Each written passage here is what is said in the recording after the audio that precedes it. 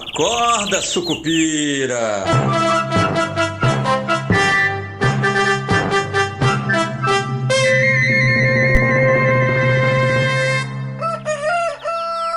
Bom dia, pessoal, sejam todos muito bem-vindos, sejam todas muito bem-vindas. Esse é o nosso Acorda Sucupira de sexta-feira, 29 de agosto de 2025. Eu sou o Rodrigo Oliveira e uma sexta-feira que termina com o Ibovespa em forte alta, aí, subindo 6% na semana, né? Começa o último dia subindo, aliás, 6% no mês, né, de alta acumulada. Ontem, 1,32% de alta aos 141.049 pontos. Há apenas uma alta pequenina de 0,15% para mais um recorde, né?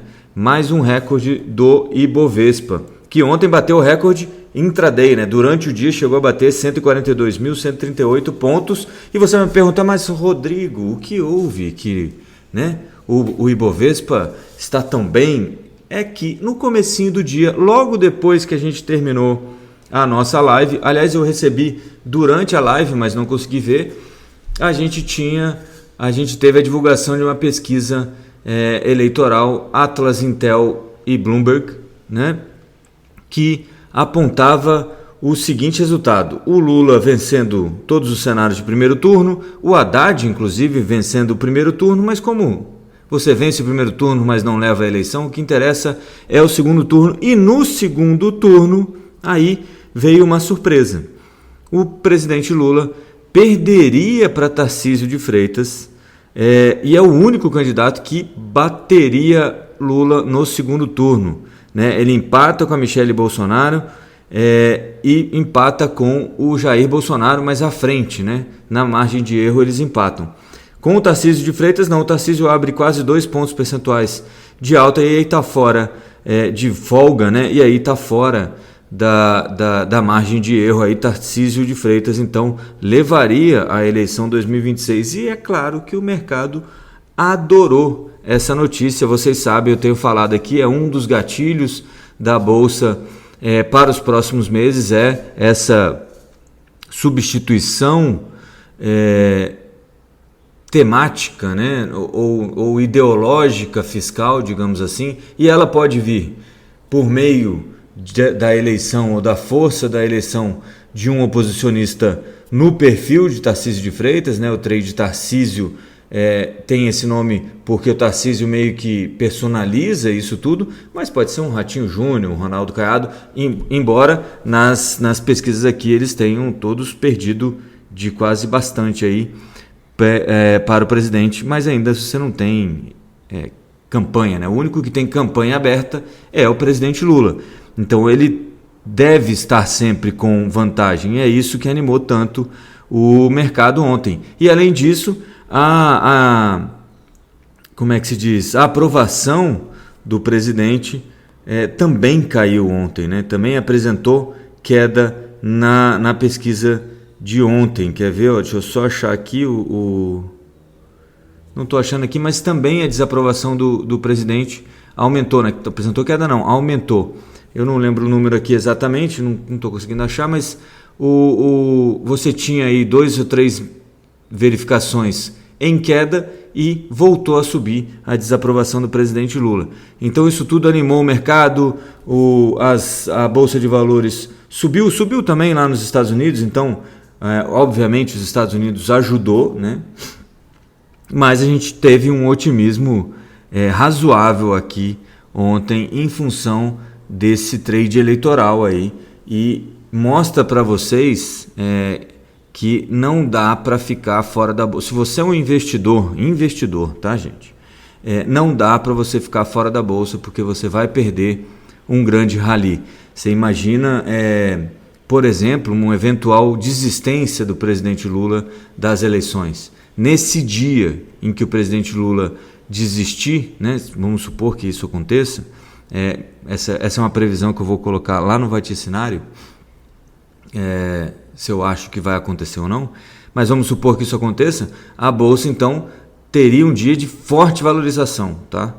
Nesse dia, e você pode estar de fora disso. E aí eu estou falando de 3, 4% em um dia só. até 5, quem sabe. Então, não dá para ficar de fora, porque você vai perder essas grandes altas da Bolsa, e aí você perde praticamente todo o movimento, né? Que é aquele estudo antigo de que se você nos últimos 10 anos tivesse perdido, sei lá, 10, 15 das principais altas da Bolsa, você teria perdido 88, 80, 90% de toda a alta acumulada, né? Então, essa é a importância. Então, eu não gosto de bolsa, não sei o quê. Coloca ali uns 5% da sua carteira em bolsa de valores, porque vai valer a pena.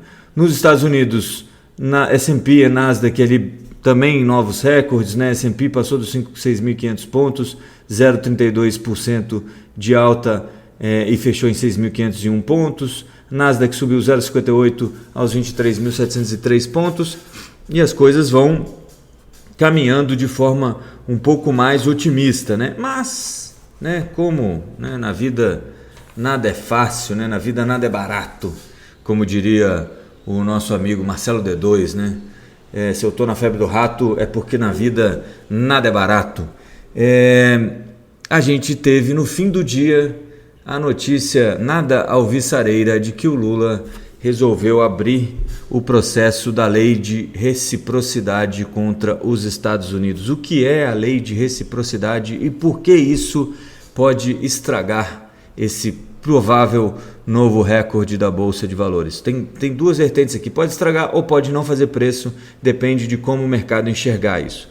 A lei da reciprocidade é aquilo que a gente vem falando desde que começaram essas histórias das tarifas, que o Brasil tem uma lei que autoriza o executivo a agir de forma recíproca a uma taxação abusiva, considerada abusiva.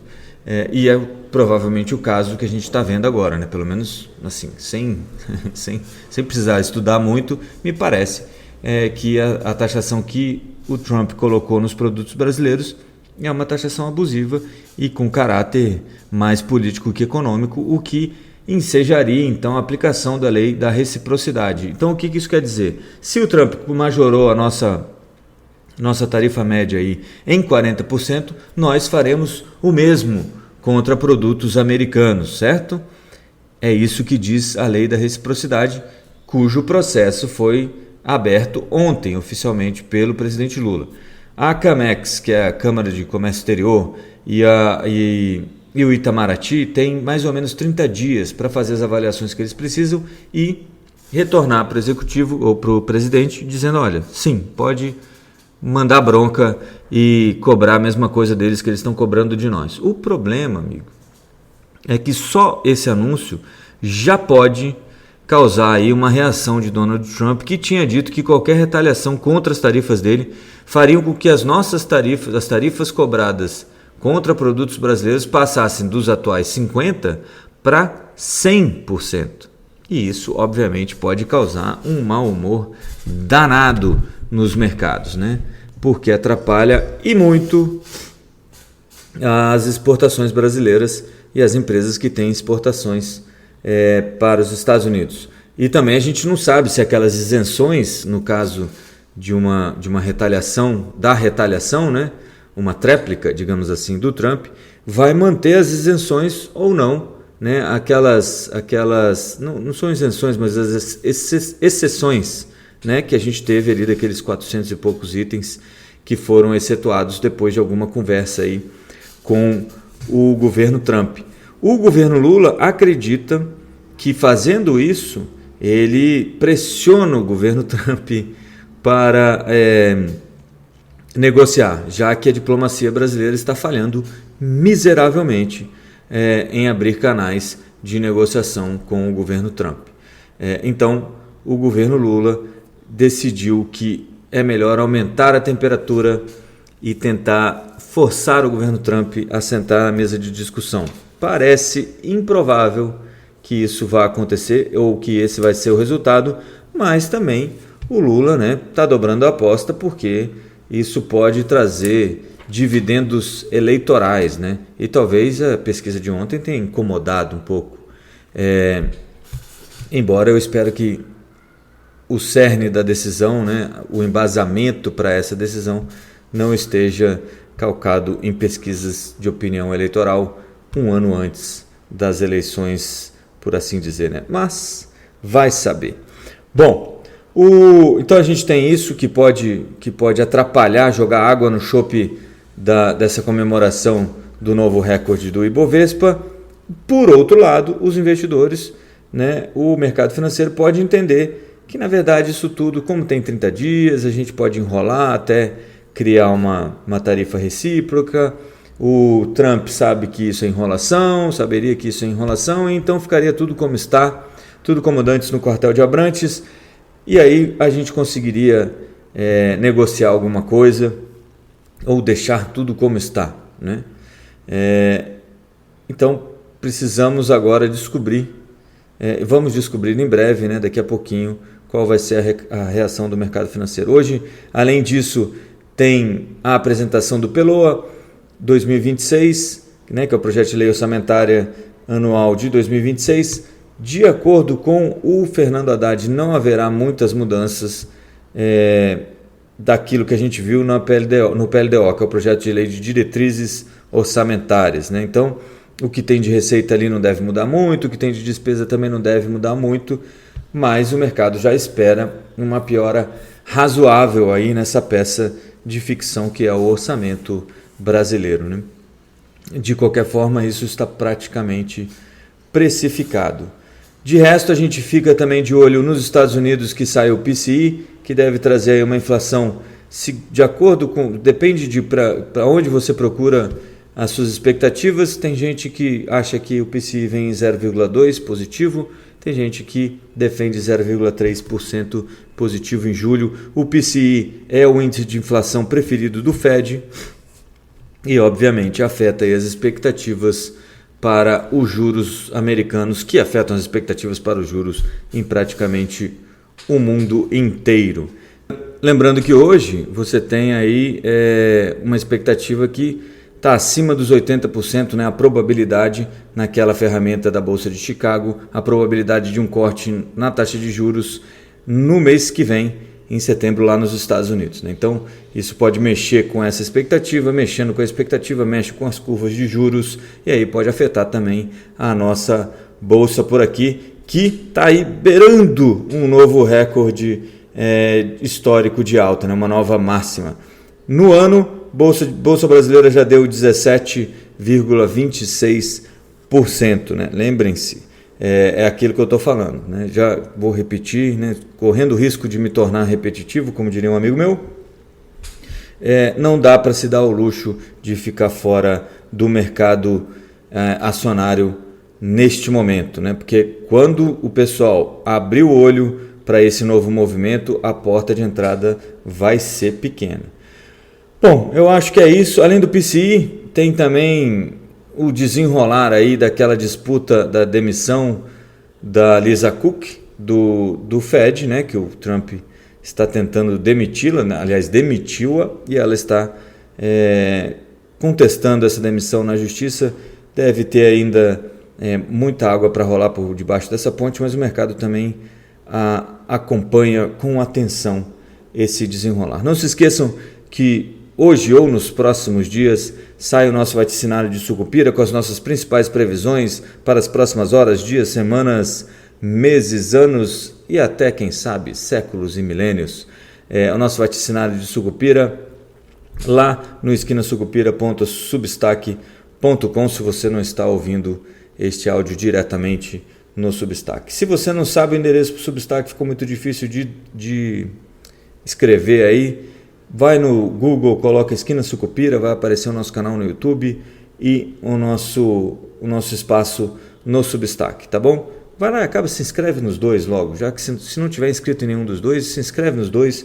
Se estiver inscrito em um, inscreva-se no outro e dê aquela força pra gente no nosso Esquina Sucupira, beleza?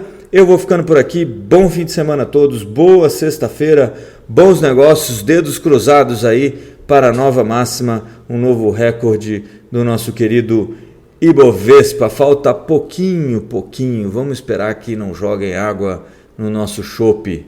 É isso por hoje, bom fim de semana e força Sucupira! Acorda, Sucupira!